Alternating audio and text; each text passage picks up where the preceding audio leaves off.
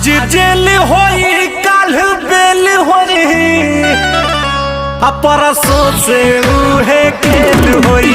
आज जेल होई काल बेल होई परसों से उहे खेल होई।